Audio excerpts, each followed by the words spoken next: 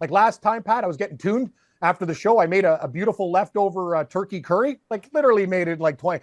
Very simple. A little olive oil. You chop up some garlic. I'm wasted. I'm like, throw all the stuff in. You get the onions going, the peppers, a little bit of the curry sauce, leftover turkey, dice it up, bouillon, little bit of water, coconut milk. Bob's your uncle. I had curry and like whatever, and then you sit it low and slow, and I'm just drinking a bottle of wine going, man, this is great. Entering the Mayo experience. Mayo experience. Mayo experience. Mayo experience. Experience. Welcome to the Pat Mayo Experience, presented by DraftKings. You smash the like, you sub to Mayo Media Network on YouTube and the audio podcast. Leave a nice rating and review while you're there as well, because this is the Week 6 Best Bets, the gold, the silver, the bronze. With Cam and Rob, we're coming at you. Reminder to play in the DraftKings Listeners League. That link is down in the description right now. And guess what, Cam? Yes? I have a free Restart Survivor game with $5,000 up top. Anyone can play it. It's down in the description. Right now, it starts in Week 7. Is that something that you would have interest in? It's actually funny, Pat. I'll take the restart, but I'm actually a surviving in my Survivor. Like everybody's out. Like I'm actually have a chance to win this thing. Like I'm still grinding in my Survivor. So I'm doing pretty good actually this year. Well, that's good. I'm still alive in Survivor as well. Jeff and Cuss, they're already out. But Rob, yeah, week 2. Rob, can you go on the hammer.net and you tell people to go play in a free Survivor? Why wouldn't you play in a free Survivor? I agree. It's free. 5,000 in cash. Seems like a pretty good deal. Doesn't even take much work. Like you could honestly just randomly pick teams as well, and you have a shot to win money. So I'm not going to be the one that says don't do it. Absolutely, you should do it. See, there we are. So go play in it. You gotta sell it better than that. You say, come on, join the league. You just kind of like, I'm not going to tell you you're not going to do it. Come on, Rob, sell it. It's free. Let's go. It's free, buddy. Yeah, Rob. I don't know if you would have made it as a door-to-door knife salesman. I definitely would have. Agree. I don't sell anything. I've never sold anything really. It's not my thing. So I'm an honest, transparent guy. Yes. Imagine this guy coming to your door like as a Jehovah's Witness or selling Tupperware. Like it's just like, no, see ya. Like I actually let Jehovah's Witnesses in my house to have a conversation to see what they're trying to say and then beat it. Like, yeah, you didn't do good enough. Time to go. Like someone's going to change your mind on your religion at this point in life. You just want to see what they're all about. I don't see. You don't know what they're all about at this point. Well, I do know what they're all about, but I'm not. My church's guy. I pray to Gambler. He's my God. That's about it. Well, you prayed to him last week. 3-0, Cam. You carried the water for us to give us. Well, let's see. You swept. I got my gold. Rob was 0-3, and I was 1-2. So it was not good for Rob and I, but great for you. And we hit the teaser again. The thing about Rob was he was doing great, and then we put pressure. See, he wasn't thinking about what he was doing, and then all of a sudden, now I got the pressure because I'm on fire. Rob, you know the way it works in gambling.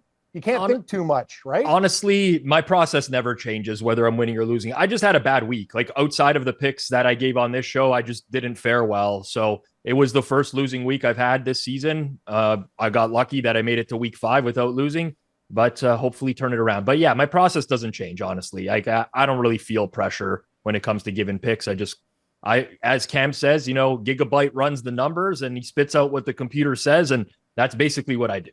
So I mentioned this on the Spread Pick show, but at runthesims.com, we have a new tool. It's called the Prop Sniper. So I've been winning a ton of money with this Prop Sniper, and I've been tweeting out a lot of the picks, and people have been tailing them, hitting like 10-1 same game parlays with just the 4 most stacked props from a game. It's been great, but a lot of people didn't want to, because you only get the tool if it's included in like the simulations for daily fantasy and everything like that. So what we're doing is breaking it off, and you can just buy the props tool itself with that simulator if you don't give a shit about DraftKings or anything like that. Or if you live in Ontario, for example, you can't even play daily fantasy, but you can bet on props. So we're going to have that available, I believe, as soon as next week. So if you're looking for the Prop Sniper, we heard you loud and clear. A lot of people told me that they want that tool themselves without having to have the daily fantasy aspect. So it's much cheaper, obviously, than getting both packages in one. So that's going to be available to everyone, I believe, as of next Monday. Don't hold me to that, but it will be available next week at some point. So keep an eye on it. Sub to the newsletter. Yes, go ahead, Cam. I would like to send you some money because I do picks, but I'd like to buy the Prop Sniper. So tell me what I owe you. You ever heard of e-commerce? You just click on the website. I got a PayPal account. That should probably work. That should work. Pat, actually, you know what, Pat? The way me and you deal, we do those bank transfers and stuff. I'll just email you some money, okay? Actually, I know what, Rob. I actually don't. I usually deal in what year are we in currency. here? What? You ever purchased anything online before? Yeah. I got an Amazon account, whatever. I got. You know what? I don't. I got rid of my credit card. Actually, I don't even need the damn thing. I use a debit card and I have PayPal. And when Pat sends me money, he sends it to my damn bank on an email. Yeah, that's because he's paying you. It's not a transaction where he's purchasing something. He's paying you for your work. That's so. What am I doing on Amazon then? They use my. You're debit purchasing card. a product. You're buying a product. How much does the prop sniper cost, and how do I pay for it? That's That's all I asked. Stop mocking me for not having all these other tools. I don't give a fuck. I can survive the way I'm surviving. Like, why do you get like Venmo? I don't know. It's in the States. Like, I get it, bro. Just let me do my thing. I like envelopes. I like meeting people for lunch. You get it? Get it. What you need to do to get it once it's available, and hopefully, again, we'll have that information very soon, is you go to runthesims.com and you would click on the NFL props tools package, press click, and see if you want the weekly, the monthly, or the annual fee for them. The annual is going to be the best deal, obviously, but it'll probably be like $12 a week or something like that. Okay. I think we can negotiate. But Rob, we can't, I can assure you that we cannot negotiate on that price. Oh, okay. Cash, no tax. Rob, why are you always coming at me for that? It's like, do I need all Cam, these extra things? the year is 2023. Yeah. And there's a lot of fraud out there. Like these guys, like I'd rather keep it simple. You sound like cussed. What's going on? You do sound like cussed. This is exactly a cussed argument right now. If you buy stuff on Amazon, you've already gone through the process of purchasing things online. So what's the difference if you go to another site and you have to purchase something online? No. This was not the crux of the argument. You're telling me I need all these extra things. I told you I have PayPal and a bank card. I don't even have a Visa card. Okay, wait. Let's back up here. Rewind. When did I say you need all these extra things? I never said you need all these extra things. You said I have a PayPal. I said that's probably good enough. That was my rewind the tape. No, I'd like to rewind the tape. You mock me for just not having it. Anyway, no, what, Pat, let's move forward. Rob, I love you. You know I like to do it old school. I like currency. I like to feel the money, and I like envelopes, and I like the human touch. So, you get my drift? Cam, I'm not going to lie to you. For $12-13 a week for the props tool, that sounds pretty fair, Pat. I'm just how much do you think how much do you think you would bet on an individual prop? Yeah, $50-100, depending on how I feel. Maybe a couple hundred if I really like it. But so if something tells you that you really like it, you have a tool with simulations that can guide you in the right direction and give you a percentage winner on each of them. That wouldn't be worth $12 a week to you? It would be, Patrick. I was just hoping that we were friends. I was going to get the family deal, but I think that's a very fair price. And you know what? I don't have time to run the Sims, so I just do my bets and whatever, and I would like your help for it. And it sounds like a wicked deal. For $12, it's actually a steal. I'm just really cheap and stupid. So well, you know what, Cam? If you use code Mayo, I think it will give you 10% off. There you go. Just like KFC. I love my coupons. Just make it cheaper. There we go. Yeah. So, sub to the newsletter. It's free. It's down in the description. You just have to put in your email for that. Don't even need PayPal. It'll be sent directly to you. Once that is available, I will just mass send out an email to everyone. Here's the link. Here's the code. Boom. You can get yourself the prop sniper if that's what you want. But play in the Survivor League as well. Again, it's completely free. So let's try to get back on track this week. Okay. Sorry, Pat. With the gold. No, it's okay, Cam. Oh, you're on track. You went 3-0 last week. He's talking about me. Yeah, we're talking about me and my Rob. nachos later on in the show that I have in the oven, or should we do the picks first? I don't even think it's going to work on camera, but they look delicious. Well, you can go get them right now while Rob and I talk about my gold selection. Then you can come back and show No, us. I'd like to hear your gold selection, though, but we'll do it when, anyway, we'll get it later on. I'll do it at the end. I don't like this. I lost, I lost the hook. Either way, I like Indianapolis +4 at Jacksonville. I think these teams are pretty close. Jacksonville's being a bit overinflated because they knocked off the mighty Bills and knocked them off quite well last week, but they just came from playing in London the last 2 weeks. It's going to be Minshew for a while now at quarterback for the Colts. Revenge game, Cam. Backup quarterback. That's like the double. Oh, sorry. I have to say this again. Who won for Indianapolis last week when old Richardson was struggling? The backup. Now you're on board, Pat. The best backup in the league. I mean, it's not like some scrub came in. In fairness, I bet Indianapolis last week. Yeah. I'm just saying Minshew won your bet. That's straight up facts. He was the better quarterback, right? He's better than like 6 or 7 starters in the league. Yeah. It's not like he's a true backup. I rest my case. Okay. So I don't know what case you're resting. I don't know. I'm just anyway, either way, it feels like Jacksonville's being a little bit overinflated Yes. at the moment because of a very visible win against a very good team. They're not in London anymore. They're going to be a bit jet lagged back at home, and it feels like they really punched above their weight. And they caught the Bills at the absolute perfect spot, where not only were they traveling to London, and Jacksonville had already been there for a week, but the Bills lost like half their defense throughout the course of the game, Rob? Yep. Yeah, it was exactly that. Like it was just a situation that kept getting better, and better for them as the game went on because all these Bills defensive players were dropping like flies. And even then, the Jags offense still didn't look super impressive. This is many games now this year where they haven't looked super impressive. I agree with you on this one, Pat. I made the number in the game 3.5. I considered this for one of my plays today as well. And there's going to be some positive injury news in all likelihood for the Colts as well. They've been without some key players. Their left tackle, Bernard Raymond, had a concussion a couple weeks ago in practice. He'll probably play this week. They missed Shaq Leonard and Kwity Paye on defense last week, and their defense was still able to hold up. They're putting Jonathan Taylor more into the offense this week as well. I like a lot of things related to the Colts getting better, and the Jags, tough spot, flying back from London, like Pat said, still not all that convinced that they're a great team. They just haven't put that complete effort in yet this year. Yeah, and if Jacksonville ends up winning 30-3, you're going to be like, oh, well, Jacksonville's actually really good. Shit happens. But I like this number. I mean, I bet it at 4.5, as I said on the spread pick show, and now we've lost a half point. I wouldn't be stunned if this went to 3.5 by kickoff.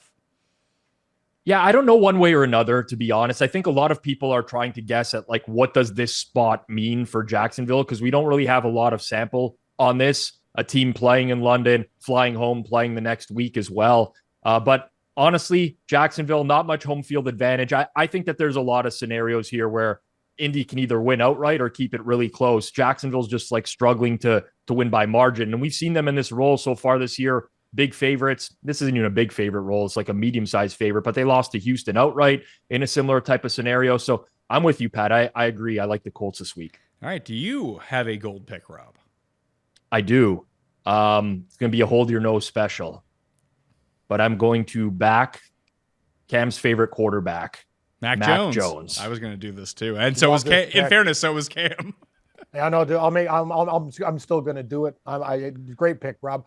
New England. How do you bet on the Raiders as a favorite? That guy McDaniels is a stooge. Well, everyone's like, oh, what's wrong with the Patriots offense? They can't do anything. Bill O'Brien was supposed to change things. Well, everything's wrong with the Patriots offense right now. Mac Jones turnover worthy plays are 6.5%. His career's 2.6%. They don't have a downfield passing game. It's ugly, but is that a surprise? I mean, they played the Eagles, they played the Jets, they played the Cowboys, they played the Saints defenses. For their first 5 games are arguably 4 of the top 6 defenses in the entire league. All those defenses can rush for and get pressure. They have very good corners that can shut down the Patriots' bad receivers. Las Vegas is not that. They're not. They play very conservative defense, 2 high safeties. They give you everything underneath because they don't want to give up a big play. That works perfectly for what the Patriots want to do offensively. The Raiders don't generate pressure. Again, I just think that you get a bounce back offensive performance from New England in this game. I never trust the Saints to win by margin. The Packers couldn't have played any worse on Monday Night Football and still very much had a chance to win that game. So give me New England +3. I like this pick quite a bit. And I think it's a good bounce back spot. We're at the point now where we're saying the market is saying the Patriots are worse than the Raiders. I don't know if I necessarily agree with that. I would tend to agree. I think all 3 of us are probably going to be on the Patriots this week. I don't know if they'll make the metallic selections, Cam, but I think we'll all get real money on the Patriots somehow and then be flabbergasted when they get blown out again and score 2 points. They're not getting blown out. The Raiders is a favorite. You have to fade them. That Green Bay game too. They did everything possibly to lose that game. The coach is a stooge. I worry about Devontae Adams getting a little bit healthier, but the Patriots D should hold up. That Saints game, it was a really good spot for the Saints. I was on them last week, and I think we're all right. I think literally if the Raiders win, it'll be by a field goal, and we're getting a field goal. So I'd rather have the dog in that situation. Love the pick, Pat. Love the pick, Rob. All right, Cam, your gold selection for the week. Oh man, I don't know if I really want to do something crazy right now, but do it. Panthers +13.5. Panthers. Do the Panthers. Do it. It's a cat, and we'll hear the cat sound. Give me the Carolina Panthers plus 13.5 against Miami. It was that or the Browns, guys. I love the Browns too. Am I nuts? Yes, Well, I think you're more nuts on the Browns than you are on the Panthers. I think this Panthers game is completely wide open for them to just either keep it not necessarily competitive, but within a score in the maybe the second half, be within 20 in the fourth quarter. And the Dolphins defense sucks. They can give up a score late. Here's the deal. You guys bring up good points. Another thing, I'm not going to say Bryce Young's been great, but he's starting to get better. And that's all I need in this game. Like, I know that they've been horrible. The Carolina Panthers have been awful. Like, even Kirk Cousins tried to give him that game. They couldn't cover, but things I'm seeing, I'm positive influence here. Can you say positive regression, Rob? Does that make sense? Absolutely. I can say it because I always thought regression meant going backwards, but yes, there's positives for this team right now. And I think, getting 13.5. The funny thing is the whole world's on Miami, yet you don't hit a 14. Oh yeah, 2 touchdowns. It's one of those like little tricks that, sometimes I feel like the sports book uses, like, you know what I mean? Oh, it's under 14, the 14 is not a push, but I believe in Carolina, guys. I think they lose this game by literally 4 to 7 points, and they're going to be in this game. So give me another cat this week. So I can't take the Bengals against my shithawks. So I will take the Carolina Panthers. And I told you, let's eat flesh instead of meow mix and tender vittles. It's going to be a great week. Let's get a cover. I like it. I like the Panthers in this game too. Just now that they have their full complement of receivers back, not that they're any great shakes, but having Chark, Mingo, and Thielen out there, they look, as Cam said, Bryce Young's looking a little bit better, and their offensive line has been holding up much better than I expected. And they do actually generate some pass rush, so maybe they can put Tua on his toes a little bit. But I just kind of see it as Miami's going to score their points. That's not going to be a problem for them, even with A-Chain now placed on injured reserve. Like, they're probably going to score 30, 35, 40, whatever it is, but couldn't you just see this game being like 40 to 27 or something? I can. Honestly, if you look at, there's 3 teams in the NFL this year that haven't covered a spread yet this season. Carolina's one of the 3 teams. It's Carolina, the Giants, and the Denver Broncos. And if you look at all these spreads this week, I'll call them somewhat inflated, right? Like, no one really wants to bet Carolina. And when there's situations like that, you tend to get like a bit of a bigger number. Just react to last week, right? Carolina went to Detroit. They closed as an 8.5 point underdog in that game. Now, Detroit's not Miami. They're worse, but you have a pretty big jump from 1 week from 8.5 all the way up to 13.5. So I could not bet Miami at this price. I'm not going to bet this game. I don't like big spread games. I just never do. But I could not bet Miami at this price purely because their defense is bad. Carolina showed that in garbage time, they can actually move the ball pretty successfully. That's when they've done most of their damage this year. If I had to, I would bet Carolina. Carolina also very sneakily top 10 in pass defense so far this season. And I would say that the big difference between this week and last week, like, we all really liked the Lions last week because the spread wasn't outrageous. And even when Amon-Ra was declared out and so was Gibbs, it didn't feel like it was going to make that big of a deal. But I think the main difference is, like, I have some faith in Detroit's defense to actually be good. I don't have that with Miami. And Carolina scored points last week on the road, guys. That's the thing. Like, Detroit covered the spread. It's not like they're starting to, like, the offense is starting to score points. So now you're asking Miami to cover by number. It's a big deal. I would love to see them, like, come at Tua, be aggressive, just put this guy on his ass, like, the whole game. Carolina is not as bad as their record indicates, but you get scared with that Miami, the weapons that they have, guys, but 13.5 is too many. The one thing I'll say is I've done a lot of work in terms of, like, the look ahead game in the NFL. So Sunday Night Football next week is Dolphins-Eagles. It's a pretty big game. You sometimes tend to see these teams get, like, a little bit more conservative in their play calling the week before a big game. They just don't want to give away too much.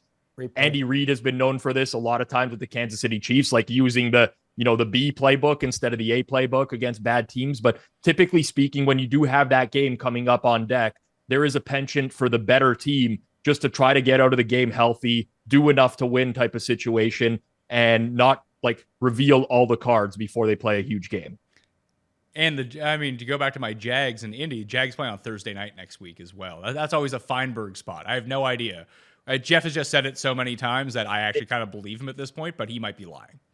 It was a thing for a long time. It was. The team that was, like, teams playing on Sunday that were playing on Thursday had a really bad ATS record on Sunday. It's kind of balanced out in the last few years. I think, like, it's not a thing anymore just because people are aware of it. But to Jeff's credit, like, in the early going, those teams that were playing Thursday Night Football, the argument was, like, maybe all of their prep is not going towards the Sunday opponent. Some of it's also going towards the Thursday opponent. But that seems to have balanced out in recent years. All right, so those are the gold picks. Indy, the Patriots, and the Carolina Panthers plus 13.5 for See the way we Cam. roll? It's like we're going into a fight. These guys got like machine guns and we got little knives, like a Swiss Army knife at the campfire. But you know what? This is the way we like it. Let's go. Let's do the silver picks. Reminder once again to play in the free Restart Survivor. It starts in week 7, so you have an entire week to go sign up. You can make your picks as of next Tuesday, but go get your spot right now so you don't forget. All right? Smart stuff. Go to the description and get the link right there. Okay? Rob, you can go first with the silver picks. All right. I'll take the Arizona Cardinals +7, minus 115 here at DraftKings against the Rams. And this is simple. Like, I actually like the Rams. I've come around on them. I think they're solid, but I just don't believe that there's this large of a gap between these two teams right now. And now you're asking the Rams, who like all year long, we basically needed to play closer games as underdogs, to now have to win by 8 points to cover a spread. And that's a lot.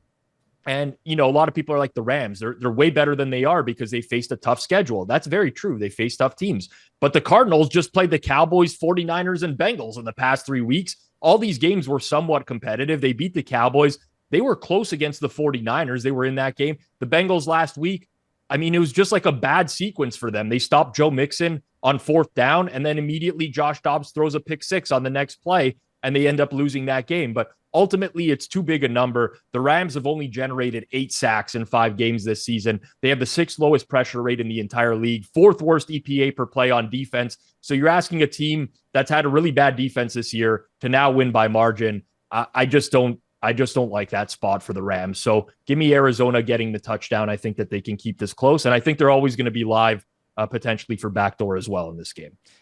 I worry that the Cardinals have pumpkined already. Like, they put their best effort in. We saw the best that we're going to see from the Cardinals in the first month of the season. And last week was sort of a reality check against a Bengals team that looked a lot better, mind you, but has not been good so far this season. That we might be in a spot where Arizona is now showing who they are, that they maybe are one of the 3 worst teams in football. And I think the Rams are good. I'm not denying that. I actually still think Arizona is one of the worst 3 teams in football, but like, to get to a spread of 7 with even against one of the worst 3 teams in football, you got to make like the Rams an above average team. I'm not really willing to get there yet. I do think that their offense is. And I mean, it was tough against Philadelphia last week, but a lot of that had to do with Philadelphia just having sustained drives against that defense. I don't know if Arizona is going to be able to put that together. They might be, and listen, James Conner's not great, but he's going to be better than whoever they're running out at running back now. Yes, agreed with that. No, Conner's in trouble. Yeah, he's done. He's toast. Yeah, this week at least. Yes. So, yeah, I mean, it's more of a stay away. I'd lean Rams, but hey, I went with Arizona last week as my silver pick. Did not work out for me whatsoever. So, Cam, silver pick for you. I'm going to do this. I want to take the Browns so bad, man. Didn't take them. Do it. I'm not going to mock you. I mean, it's going to be fun. They're going to have PJ Walker starting at quarterback. Are they? No. Is Deshaun? It's questionable right now, right? We don't know and the yet. line's up to 6.5. Like, I see 6.5 on DraftKings. I'd love a 7, but who's betting the Browns? I'm throwing out this question. Who's betting the Cleveland Browns this week? Not many. I listen. I mean, to your point, Cam. Like, this is the San Fran is great. San Fran's the best team. They're the best team in football. Yes. What? Keep on talking, Rob. We're going to agree. But you get to a point where you've now just destroyed a team on prime time. And the number in this game, if we were playing this like a week ago, would have been like 3. San Fran -3. And now we're going to get up to a touchdown. Now, the quarterback concern is one thing. Like, I don't want PJ Walker. He's a backup. Cam, you might want PJ Walker, but I don't want PJ Walker. That's my only concern with Cleveland. But it's never San Fran for me right now in this game. Never. Here's the deal, too. I know Cleveland has not played against teams like San Francisco. Have you seen what their defense has done this year? Jim Schwartz is a genius. They shut down. Actually, they killed the Bengals. Joe Burrow almost came back in a body bag in that game. I know San Francisco, Purdy's been great, but he gets protection. We'll see how he does if this Browns pass attack can get to him and start putting him on his fucking ass. Mm-hmm. That's the whole thing. Anybody, he could shred you. because he gets all day. He can go scan, scan, scan, scan. You know what? Joe Montana sometimes would be hard to play quarterback when you have a shitty offensive line. That's the whole thing. Guys, it's a spot play for me. I'm praying that Deshaun Watson starts. You know what? Guys, comes with an asterisk. PJ Walker, I'm not confident in this pick, but I think Watson's going to play. I believe in the Browns defense. I think the 49ers, if they win, they squeak out a 3 or 4 point win. 6.5 is too many damn points. This is a letdown spot. Sometimes human beings, they're feeling good about themselves. They beat the shit out of the Cowboys. Now you go to Cleveland, West Coast, East Coast stuff. To me, this is a flat spot for the Niners. Hey, they might win this game by 30, but fuck it. This is the type of guy I am. I take shitty teams and I take situations. Give me Cleveland plus 6.5. Let's go. I like the Niners here. I was thinking about locking in the Niners as well. Oh No. I won't. There's other games. There's other games that I like more. Just like, okay, can I run by some games then? Well, no, you made your pick. You stay with it, and we'll go through it. My pushback would be, hey, this is the best team in football. I had the same conversation with the both of you with Dallas last Sunday night about how much better San Francisco is than Dallas. Pat, if I listened to you on Dallas, I went 9 out of 10 on my picks. Asked Pizzola, I couldn't even get out of a teaser for like $3,000, dude. I had my week. I had everything right except I didn't know Dallas was going to get blown out. I really wish I listened or hedged out before the game, but I thought it was going to be close. But here's the situation, guys. Like the 49ers, they're going to cover and blow the shit out of everybody every week. I think they got up for that game because Dallas are, no offense, Pizzola, a very cocky team that think they're better than they are. And the 49ers wanted to make an example of them. I don't think they really feel the same way about the Browns. So here are a few things that I think that we can't overlook as it pertains to this game. And opened at 4.5. And now that we're uncertain that Deshaun Watson is going to play quarterback or not, then the line has gone up to 6.5 as of right now, because you're buying some of that unknown of who's going to be under center. Now, even if it is Deshaun Watson, and there's rumors that he might not be able to play with a shoulder injury, how good is he going to be in this game against a really good defense anyway? We basically saw this exact same scenario when they played Baltimore right before their bye and got absolutely thumped in that game. Myles Garrett exited the game in a walking boot. In that game. He's been out for a week on a bye week. Is he going to be 100%? No, he's not. So you have your quarterback and your best defensive player who are 50% probably at best. You might get PJ Walker starting at quarterback. The Niners can run a vanilla offense here and succeed against the Browns. They can, Pat. Do you think that the Niners are going to score 20 points in this game? Yes. Then they're going to cover the spread because the Browns might score 20. I don't know, but no, I think Cleveland's going to score 16. How? By scoring 16. We're going to get the situation from the NFC Championship game last year where Deshaun Watson comes in, he has to throw left-handed? Okay, here's the deal. You could open this fucking spread at 7.5 and people are running to the window to bet the Niners. You open up at 4.5, it goes to 6.5. I don't know the deal with the quarterback situation. All I know is this. The Niners are coming off one of the biggest wins. People remember what they saw last, and they kicked the living shit out of Pizzola's Cowboys. I think it's a soft spot. I think they run vanilla offense. I think they just get out of Dodge with a win, and the back door is open at 6.5. Say they're up like 13 and Cleveland gets some cheesy touchdown at the end. I'm just saying, listen, I like Cleveland. It popped out to me, guys. I know there's other games that are better, but I want to prove, I want to see if my spot play is right. I know the Niners are the best team in football, and I'm going to have people come up to me in chat saying, you're an absolute fucking moron with blonde eyebrows. I get it. But I bet the way I do. It was a good week last week. Sometimes you got to take leaps of faith, and this is a situational play on the Cleveland Browns. But you're right, Pat. They might win this game by 30 points, and I'll look like an absolute stooge. But I'm taking Cleveland. I don't care. It's well within the range of outcomes that San Fran just blows them out. I'm not denying that. There's plenty of scenarios where you get San Fran completely blowing them out. It's just that I believe you're paying a premium to bet San Fran now. Now, maybe the quarterback certainty, there's a good uncertainty. There's a good argument there because if it's PJ Walker, this is going to close north of 7 without a doubt, 7.5 or higher. It's going to go through 7. So maybe there's the upside there that you have, and I get it. But typically speaking, I think that this is a very bad spot to lay it with the 49ers, and not because of they're going to come down to earth, but just because you're paying a premium to bet them now. Is there a chance that San Francisco has just merely been undervalued by the market this entire season for how good they actually are? True. Yes. So are they more likely to be I've had this debate with friends as well, right? That's always a possibility. But to me, I don't think that they're a historically good team. Some people might. You might think that they're like the Patriots that are going to run the table, go 17-0. I'm not quite there yet with the 49ers. In fairness, Cuss did say on the show this week that he thinks that a good bet is 49ers to go undefeated. So they probably do lose this week. Whenever he has This is amazing. Whenever he has those Oh, thank you. proclamations, then the other I'm team not getting immediately off my wins. pick. I don't care if Pat Mayo, Pizzola, or me is playing with one nut and one leg. Now that Cuss said that, give me the damn Browns at 6.5. Sorry, Cuss, I love you. By the way, I'll give you some air fryer tips for next week's show. Excellent. Okay. So my silver pick. I'm between a bunch sorry, of Pat, games. quickly, can I say one thing? What was on your menu last week instead of the corn dogs? Oh, no. Well, Cuss dummied the corn dogs live on the show. He said he was going to have one, ate all of them, which was Good for amazing. him. He ate the I entire like pack. But this week we had to go a little bit healthier because we keep feeding him the worst possible stuff very late on a Sunday. So I made him kale chips in the air fryer, and he had never had kale chips before. Now he's in love with kale chips.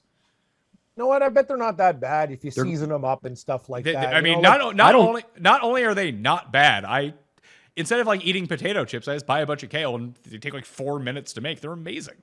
They are actually good, Cam. Like I Really? don't like kale. Like I don't like kale as a regular salad. Kale chips, the crisp, it's actually really good. I would highly recommend kale chips. You know what? I'm not going to mock it because I tried those like those veggie fry things when I was stoned with my buddies on the river, and they were all right. They're like French fries made of something. But like styrofoam. Yeah. They're made of Yeah. like styrofoam. Whatever. I basically. enjoyed them. I guess I was really hungry though. So Well, I when just if ate them. you're high, you're gonna eat those like no problem. You get through the I whole was, bag quick. I'm also on a river going, where the hell am I? And I'm in an inflatable raft and it's not going very well, but the chips helped. I'm going to lie. No, so kale chips. You know what, Pat? chips. I'm actually going to purchase them and give them a shot, and I'll give you a review next week. Yeah, well, you can watch the show from last Sunday to see how to make them in the air fryer. Like I said, they take 4 minutes. Okay, do we use regular nachos, or how does this? Use kale. You use kale. Yeah, so you buy some kale, you chop it up, and then what? Like, how do you make the chip? That's all you do.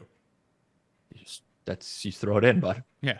What? Yeah, So you no, there has to be like. Okay. Here's the entire recipe. You take the kale. You have the big leaf of kale. So you cut it down both sides to get rid of the middle. So you just have the leaf part, and then you cut them into like chip-sized portions of what you would like. So you like cut it like do 2 triangles, one cut diagonal, one cut diagonal. You got 3 from each side. You're good to go. You have a whole bunch of leaves, and then you take a minuscule amount of olive oil, extra virgin olive oil, whatever it might be. Just massage that in a little bit. Take some salt, sprinkle the salt on top. Boom, throw them in. 4 minutes. Boom, they're crispy. They're good to eat.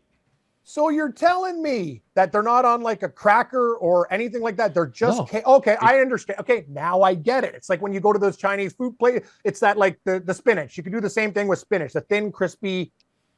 You know what I mean? When you put a little oil on it, you drizzle a little oil. Okay, Yeah, I get your but plan now. it's a little bit of oil, not a lot. No, of oil. you can't use a lot or they're soaked, and then you're done. They have to be Yes. crisp. Exactly.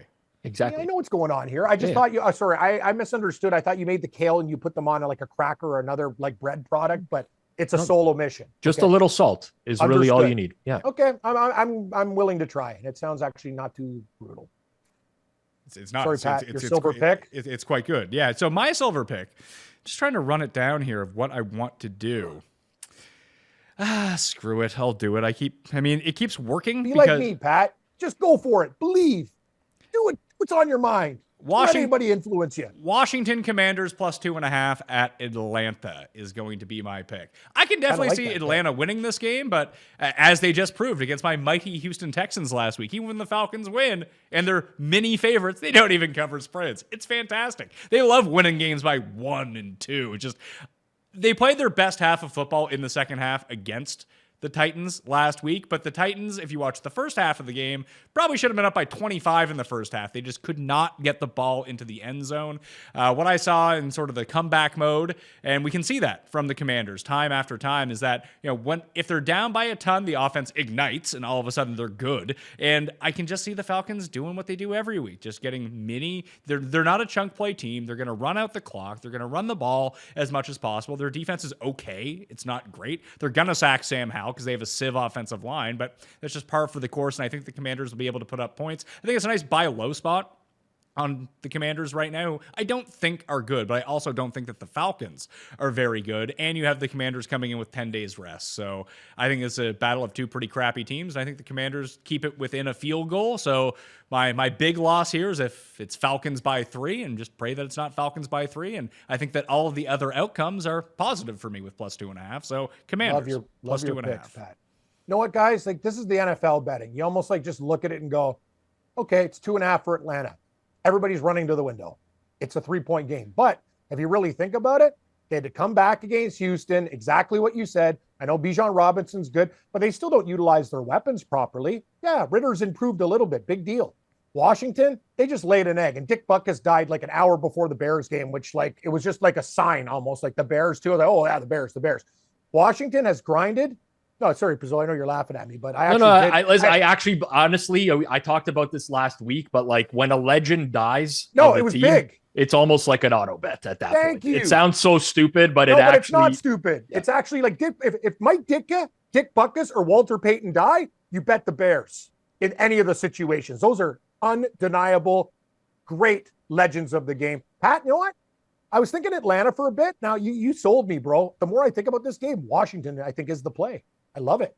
Pat's spitting in the face of the hottest trend of the week right now. Who cares? Trends, which is like, that you can lie about trends. You can know what the best is. Trends are, Rob, like that politician. If I like it, I'm like, yeah, that trend's great. Then I can like mock it and go, ooh, that trend sucks. Like trends, men's. I don't care. What is the trend? I'm curious. Desmond Ridder has not lost a home game in the NFL or in college. Played 5. He's played 5 NFL games and never lost at home with the Cincinnati Bearcats. Nice sample size. Hey, sure, but Desmond Ridder once beat the Green Bay Packers at home earlier this year as like a 2-point favorite and didn't cover the spread.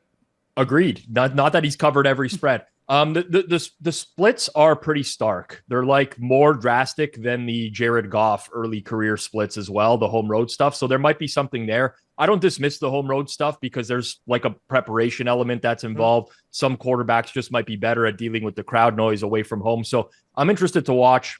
I watched a lot of Atlanta Houston last week. I watched the full game and the condensed version of the full game afterwards. That was probably the best game I've ever seen Ridder play. He was actually throwing it downfield. They still only scored 21 points and needed a field goal to win. So I don't hate it, Pat. I think that, like, generally speaking, there's just so many games where Atlanta ends up in a close one at the end. You'd much rather have the underdog than the favorite. Since the beginning of 2021, Cam, if you do enjoy a trend, the Falcons are a league worst 3-11 against the spread following an outright win.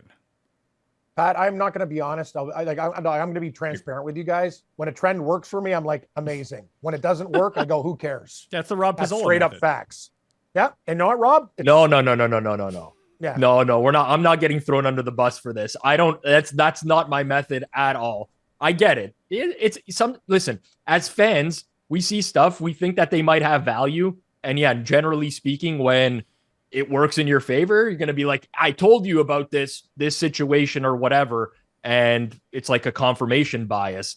I don't incorporate trends into the numbers I make on the game. So I would not ever do that. At least I'm honest about it, Rob. I'm not bullshitting you like a politician or Ross Atkins who's a fucking snake throwing everybody under the bus. At least I'm telling the truth. Dude, that guy is the biggest piece of shit in the world. Like, what a bad human being. Anyway, love the pick, Pat. All right, so those are the silver picks. Let's get to the bronze and see what we can cook up here. Cam, I know you're cooking at the moment. Do you want to go show us your nachos? I don't know if they can come on the camera, but I'll show you. Why don't you think they can come on the camera? Why don't you guys work on your bronze selections? Okay. Rob, why doesn't he think that the nachos will go onto the camera? I'm thinking that the tray that he probably cooked them in, he feels like he's going to have to tilt it upright for us to see, and he's scared that they're going to like slide off or something. I don't know. That's my only logical explanation. Can you see them? Yeah. There we go. Those are bangers, man. Looks like a good spread. Some heavy meat on the top. All like that? Yeah. That's good. Yeah, they're really good. I'll tell you. Parmesan cheese. Dude. I hate Parmesan cheese. I did it Italian style. Oh, I love Parm. I love Parm. Not only that, Rob, I hate Italian food. You know when you get when you get a lasagna from an Italian guy and it weighs the size of a baby? Nope. Anyway, Rob, remember at the store, people used to cook for me because they felt bad because I was a mudja cake and I loved everybody else's food? Yes. Well, some of the camera people were Italians. he used to give me like, great lasagna. The sausage beef mix is key. It's key. And that's what I'm doing with my nachos, Pat. Little bit of sausage, some ground beef, jalapeno peppers, green peppers, and now I drizzle it with sriracha too on the top. Yeah. Big layer of double like old cheddar and a little top layer of Parmesan. Bang, bang, bang, bang, bang, bang. And they're so crispy and good. And man, I can't wait to devour them after the show. Now, Pat's not a fan of the Italian food, so he doesn't like the parm and the sauce that are on there. Okay, that's you know me, Rob. I'll eat anything. That is true. when it comes to making nachos, I usually go with like the restaurant style Tostitos, like the really big ones, and take out the ones that are broken, layer them properly. Yeah. But I've seen a lot of people just make them with Doritos, and it sounds like kind of a great idea. I've never done that. I have, and it is a good idea because but you can't get Cool Ranch. It doesn't work in the same way. But the original, great call by you, Pat. Original Doritos work because they already have a little bit. First of all, they're thicker than a regular chip. They crunch. And they already have the spice in them.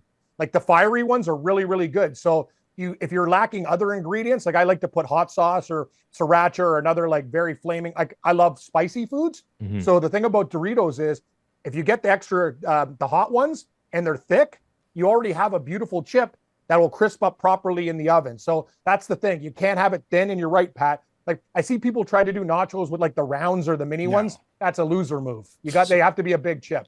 So my wife has recently been making, so I usually do nachos very similar to the way Cam does. You do like a base layer of chips, put a bunch of ingredients on, cheese, and then like another layer on top because I don't like getting like a random chip that has nothing, right? Yes. So my wife recently has been doing these the Tostitos scoops for the nachos, but like she's very meticulous with this, but like each scoop you end up with like a very good bite every single time because you can like load each individual one.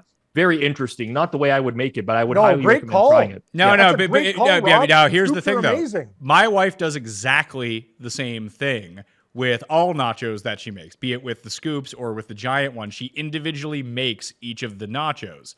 I don't think that I want to say, just generally speaking, as men, we don't have patience for that. But I can almost tell you the three of us do not have the patience for that. We just want to put them on the tray, spread everything out, layer them up, and put them in and take them out. Not spend like 20 minutes making 8 nachos.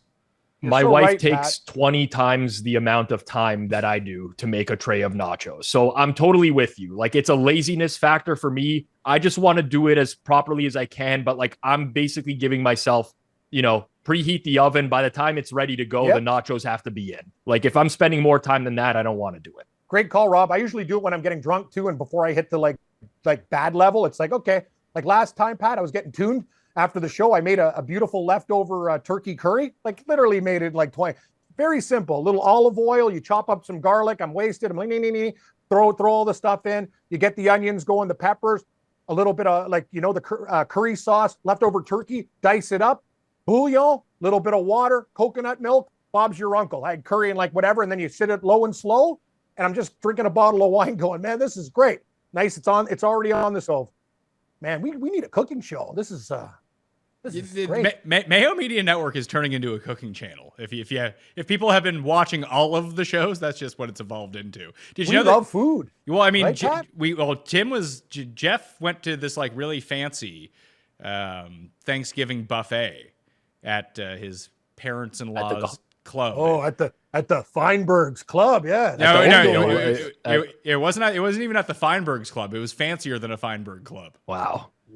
Yeah. Wow. So how do you know if they'll let me in? Tim was investigating, and I he wouldn't tell us how much it was per plate. I estimated it was around $2,500 per plate. He assures me that was too high, but I don't think so.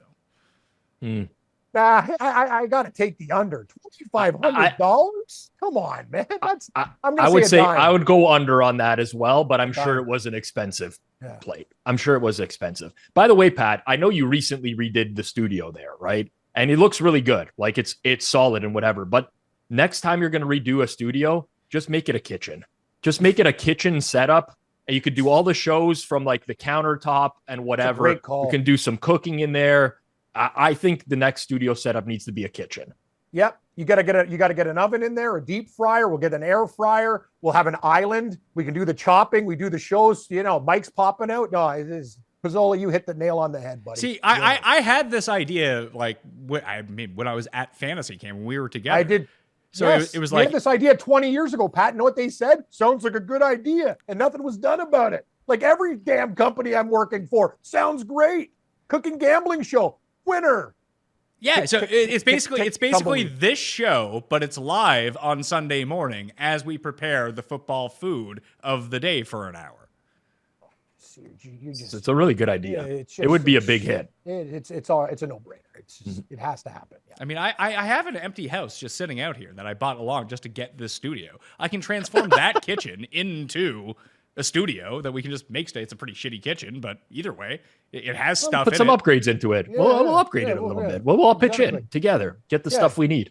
What's that company you're selling the prop booster? Yeah, take the monies and buy a kitchen. What's Prop it called Sniper. again? Prop the Sniper. Prop Yeah, Sniper. take those prop sniper monies and turn it into like a super kitchen. There you go. Win. There, yeah. So everyone needs to go to runthesims.com and buy the Prop Sniper package the moment that it's released. And then, I can transform my kitchen. That would be great news. Everyone go do that. I did want to say, though, that I've been seeing these like Instagram reels of people, and this is where the Dorito thing just kind of sparked in my mind, of people making nachos in the air fryer, which I didn't think was possible. But these people are making them. They look fucking delicious. There's another one that I saw, Pat, on the thing. This girl, she basically got like a deep wok with oil, and instead of breadcrumbs and stuff or like cutlets, used just crushed up the Doritos. It looked amazing. It was like a chicken thing with like a hard edge to it, like a cutlet. God, man, it looked good. Beautiful stuff. We should probably talk about the bronze picks before we completely. I'd rather talk about food, but yeah. I Do guess we have gotta to? make a selection. Yeah, do we We have don't. to? Okay, let me run some games by you here. All right. I already know my pick. All right, give me the explanation. pick. Just Give me the New pick. England. I don't care if we have the same picks. I'm on New England. I'm not switching it to get another game or anything. It's there. No explanation needed. They're due this week, and I can't bet the Raiders as favorites. Done. I mean, that was the one that I was leaning towards as well. If we just triple in on New England, I don't think that's ever worked in the history of the show. And I think it's happened like 3 times that we've all been on the same picks at some level, and the other team just stomps. It'll work this week because we've been positive about the kitchen and the improvements and whatever. This is a whole new world we're living in. And Cam learned a new phrase in positive regression. We might get some positive regression when we all bet 3. Well, when we all bet the same side of a game. But I thought we thought regression meant going backwards. We don't need to use the word positive with regression. We can just use the word regression.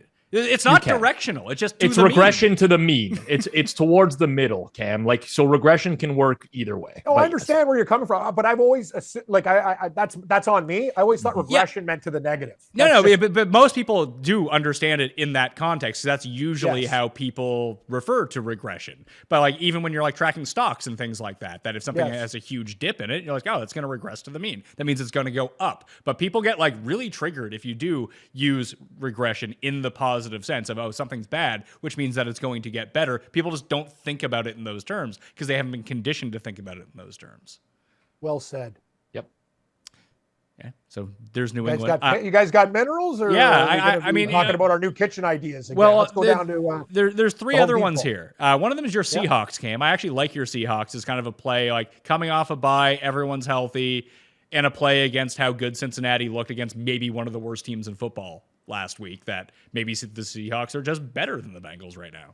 Just one thing, Patrick. They're horrible off the bye historically, but that you can take that trend and flush it down the toilet if you want it. But I'm with you. Just because you beat Arizona, every week after that, Joe Burrow was getting murdered. So, I'm going to bet. I kind of like the over in that game more than anything. Rob, would you agree? Like points in that game?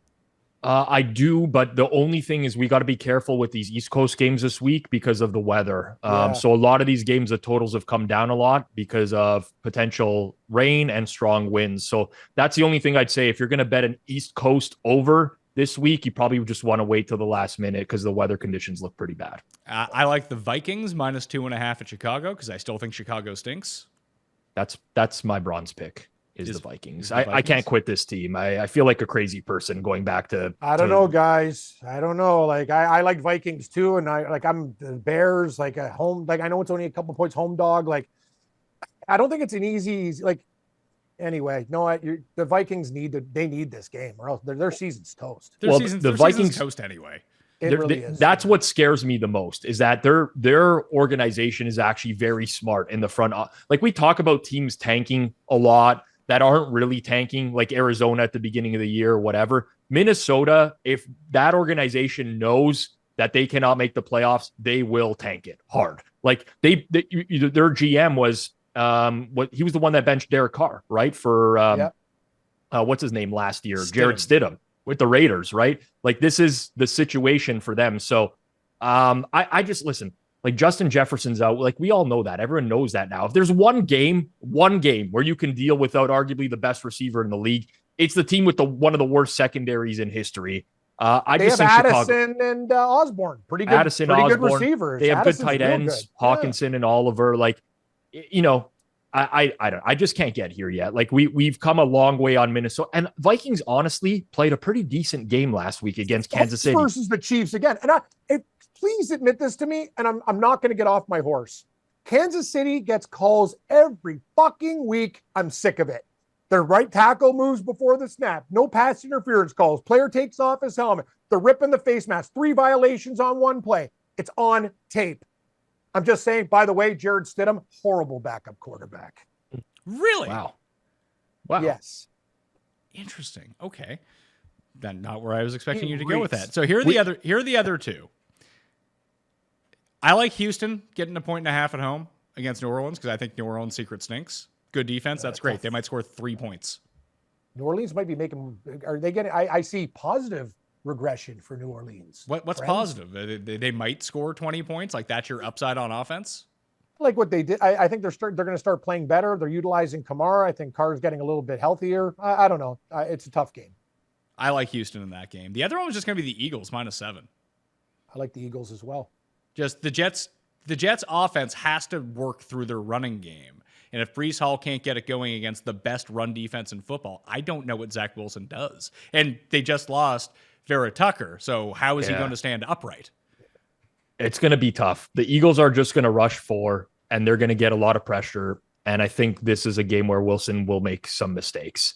I don't really have a strong opinion on any of those, Pat, but like subjectively, I lean towards all of them. Obviously, I use Minnesota as my bronze, but Houston, I lean that way. Eagles, I lean that way. I think the Vera Tucker loss is huge. He's like an anchor for them on the offensive line, and the Eagles D line right now is just absurdly good. Yeah. And as for the tanking guys, Minnesota, they're not tanking until after this. They lose this game, then we'll see. This is their last stand, right? I think what people get confused about is the players on the field aren't going to actively tank. It needs to be an organizational decision, like you said, Rob. Like if they're kind of floundering a little bit and realize that they can't make the playoffs, well, we're not going to see Justin Jefferson the rest of the season. He's just going to be hurt the entire time. Exactly, 100%. Listen, I mean. It's a bad weather game. That's like my only concern is I kind of like the Vikings being able to move the ball through the air. I like them a little bit less if it turns into a running game. But then you have all these running back injuries for Chicago as well. Like Khalil Herbert has the knee injury, Roshan Johnson, concussion protocol, Travis Homer's banged up. Like Deontay Foreman is their running back, and I'm not a big fan. So we've come a little bit too far, I think, on the Vikings. And to Cam's point, like, last week against the Chiefs. When was the last time you saw a flag picked up in the NFL for an uncatchable ball on defensive? They haven't called that in 15 years. You're so right, Rob. I don't know what Patrick Mahomes is. The Illuminati. The Chiefs get more calls than Tom Brady used to get with the Patriots. I don't know what's going on here. Every week, I watch every snap of this team. It's ridiculous compared to other teams in the league. Just saying. The Chiefs have a lot of similarities to the Patriots in their prime. Like that 3rd and 18 where Mahomes is just like chucks it off his back foot and the Vikings defender goes up and it goes right through his hands. I can't. They do it. They just find a way. That team is it's destiny. You have the best quarterback around. They find ways to win. I'm fine with like that. That's just the way it's going to be going forwards.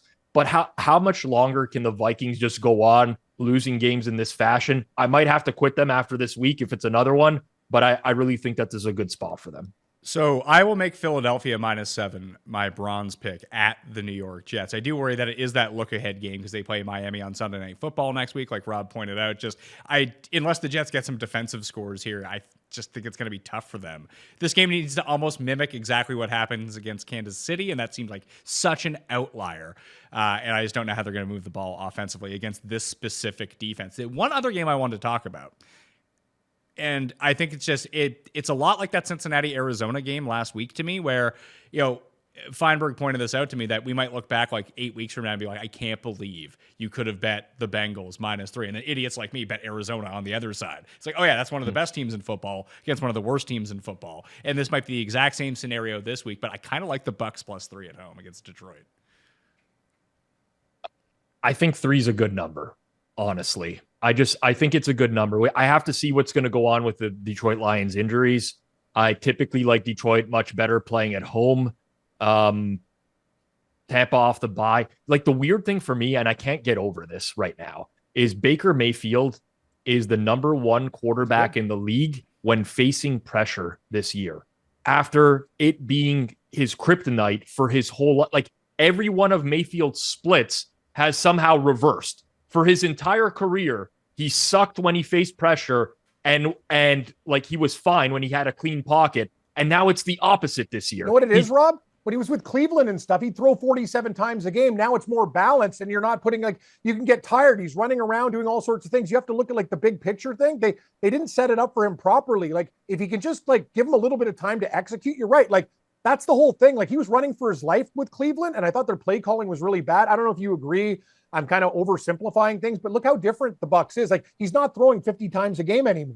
You know what I'm saying? Yeah, I mean, he was throwing a lot of times because they were losing a lot in those games. So in the neutral game states, they were running the ball a lot more. But I don't know. I just don't know what to make of Tampa Bay right now. They're a team that I have no feel on. My gut tells me that going forwards, Mayfield will turn back into the quarterback that he's been for his career, which is a guy that's going to struggle under pressure. And that's a problem because the Lions are generating a ton of pressure right now. But I'd like to see one more week. And also, it's just possible that because he has 2 really good receivers in Evans and Godwin, he's able to trust them a little bit more than he has been in his past life with other teams as well. But I don't have a strong opinion. I'm just very interested to see Tampa over the next couple of weeks. We do have to keep an eye on Evans. He did hurt his hamstring before the bye. Maybe he'll be okay, but he's still technically on the injury report. We don't know whether or not he's going to play. Right now, both these teams are actually in the top 4 in best offensive lines so far this season in keeping your quarterback clean from sacks. The Bucs have given up 4 sacks all year. That's crazy. Pretty impressive. It is pretty impressive. For an offensive line that couldn't keep Tom Brady upright last year. Good call. Yes. Detroit has covered their 4-1 ATS, and they've covered both games on the road, by the way. So they're fine away from Ford Field. And Tampa's had 2 of their 4 games against the Bears and the Vikings, who don't generate pressure. This is the reason that I'm not making it my bronze pick, because this feels like a come back to earth game for the Bucs, and you're like, oh yeah, Detroit's one of the better teams. Turns out Tampa's one of the worst teams, but they have a really good defense. Their offensive line has been pretty good so far. Who is betting the Bucs in this game? It's almost like the Cleveland thing with Cam. Like, Johnny Public is looking at this game and sitting there being like my buddy is going to sit there. He's already texted me how much money he's betting on the Lions this week. Like, usually I fade that guy.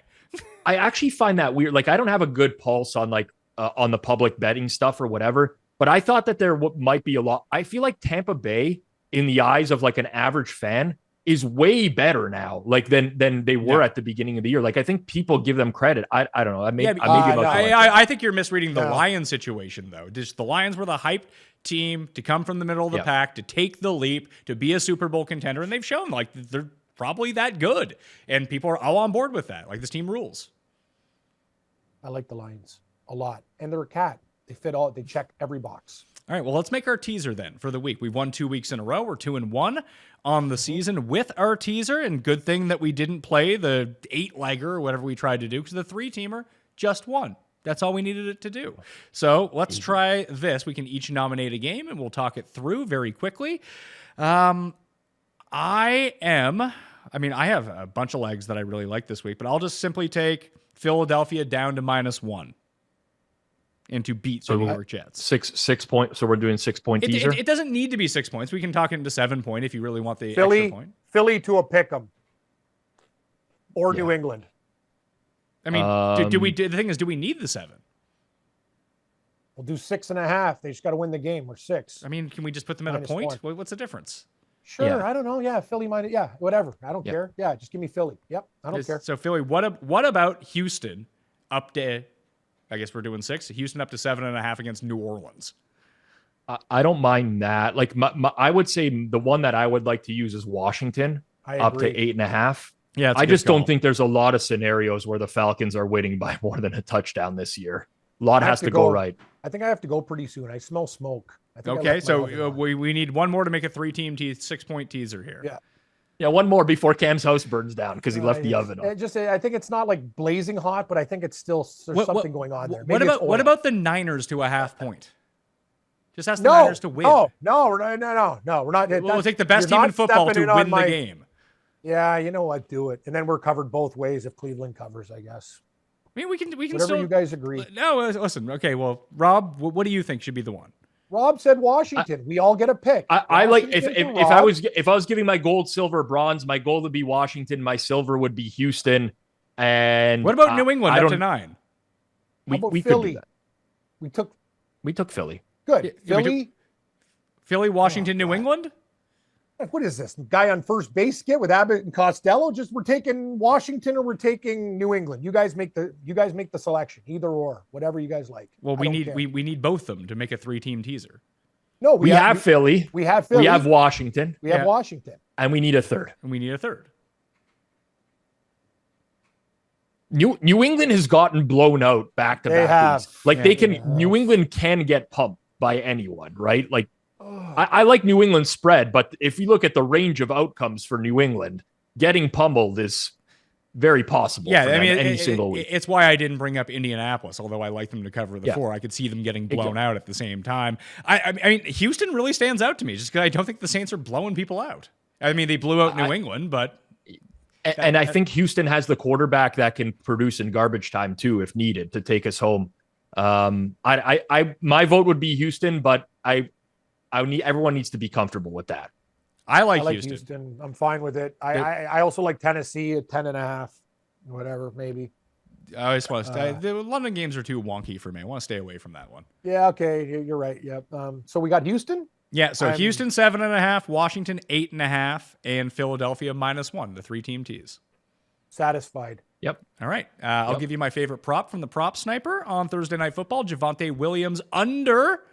What is it here? Under 38.5 rushing yards because it looks like he's going to play. If you want a same game parlay that shit up, Javonte Williams under rushing yards. Jerick McKinnon under 8.5 rushing yards. Sky Moore under 28.5 rushing yards. And Russell Wilson under a half interception, pays 12-1. It's not fun playing all unders on a same game parlay. This game reeks of unders. Well, I was going to say, it's not going to be fun watching Chiefs Broncos anyways, so you might as well have some unders in your pocket. Denver might cover. I think it's sneaky. It's a lot of points. The only challenge with playing unders is that if your player gets hurt, you win, but you don't get the fun of asking for a refund on the over. Yeah. I see. The thing is, I never knew you could play unders, so that was just always what I did. If a player got hurt, I had to complain. It turns out there's this whole other option that's out there. It's true. I mean, good. A lot of people getting refunds nowadays. New world. I heard you had Mark Hubbard like me last week in golf. Did you enjoy that 3-putt from 5 feet? I wanted to fucking put a brick through my fucking TV. Yeah, see, I should get a refund for that. That's that. See, thank you, Patrick. You idiots. Ooh, I get a refund on. I bet Mitch Trubisky MVP. You're a fucking stooge. You know what? You should pay double the money. Horrible bet. We have a golfer that misses fucking guy 3 putts from 5 feet. He could have been winning the fucking tournament. That's right, Pat. You tell people. You got it, Pontiac. You're right. That will do it on the Pat Mayo Experience Best Bet Show. Go to thehammer.bet and check out the Forward Progress YouTube channel to find more of Rob, game watch-alongs, and all of the betting content you need. It's absolutely fantastic. Highly recommend it. Smash the like and sub to my channel while you're here as well. You can follow Cam on Twitter at Cam Stewart Live. Be on the lookout for the Prop Sniper package only if you're interested in props. I know Cam is. Use code Mayo over there. Sub to the newsletter, and I'll send that out right away when it is available. Play in the Listeners League and the Survivor Restart for Week 7. You can join it right now. It's down in the description. Completely free to play. $5,000 to be split amongst the winners. All right, why not do it? It's completely free. It takes like 30 seconds to sign up, and it takes less than 10 seconds to make your pick every week. It seems like free money. You could win $5,000. Who knows? If you're good. I'm not, so I'm going to play, but I'm probably not going to win. But that's how it is. Listeners League as well on DraftKings. All down in the description. Thank you all for watching. I'm Pat Mayo. I'll see you next time. Pat Mayo Experience! Experience!